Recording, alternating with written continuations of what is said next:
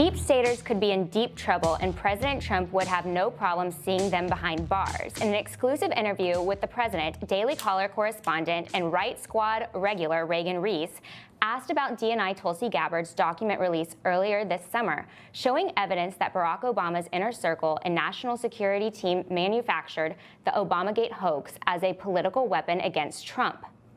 Reese asking the president if he thinks there are going to be arrests, and if so, who should be arrested. President Trump responding, "I don't know if there's going to be. There should be.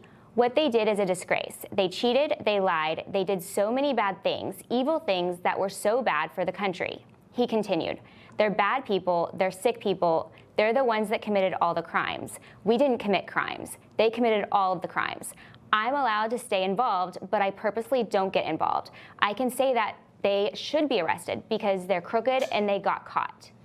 Reese asking the president if he would be comfortable seeing former FBI Director Swifty James Comey and former head of the CIA, penitentiary face John Brennan, handcuffed on live TV. The president responded saying, "It would not bother me at all." President Trump's responses had one MSNBC host huffing and puffing. That attitude, punishing perceived enemies while rewarding devotees, is exactly what we're seeing across the federal government. And that's become Trump's playbook across the government, forcing out officials at the CIA, the Department of Transportation, the Bureau of Labor Statistics, institutions where nonpartisanship is essential to what they do. It's their lifeblood. Trump is also ramping up his war on blue cities, manufacturing crisis after crisis as a means to seize more power. Hey, at least the leftist media is finally talking about Obamagate. Foldy, I have to go to you. Is this the only way we're going to get them to kind of right the Russiagate wrong by correcting their reporting, what was it, almost 10 years ago? Oh, don't worry. They will never correct their reporting on Russiagate. And in fact, we all love the Media Research Center in general, as well as its study in particular in the wake of Tulsi Gabbard releasing these that found that the left-wing legacy outlets that received Pulitzer Prizes. I'm surprised they didn't receive Nobel Prizes for their coverage, their fiction reporting on Russiagate, which never happened.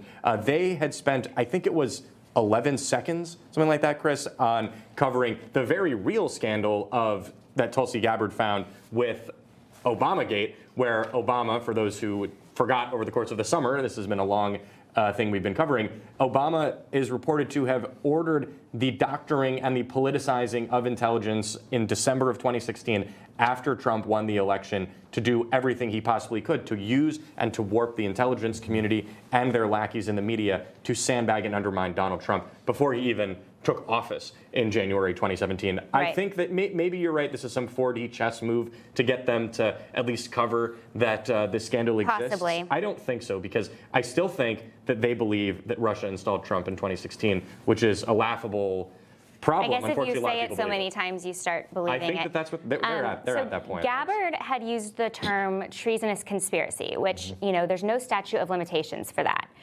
We've talked about Comey and his possible perjury that happened when he talked about how he didn't leak to the media, and then we have documents that show, that he came out with that. That's usually a 5-year statute of limitations. Other conspiracy allegations, 5 years. Should we worry about that? Do we need the feds to start working faster that this time doesn't run out? Or is there some sort of exception they could look for to get someone, at least, a mugshot that the libs can start wearing? Well, it's true. We should worry about the statute of limitations when it comes to this and all the other crimes, because they will do everything they can to run out the clock. And you mentioned the documentation that we now have of them engaging in this conspiracy after President Trump was elected the first time and Hillary Clinton lost, which was so hilarious. And that they started before he was inaugurated, of course, and that was the Obama White House and all the Obama people. And yeah, we've got to worry about the statutes of limitations, because they are going to try to run them out as they have effectively and successfully done in the past.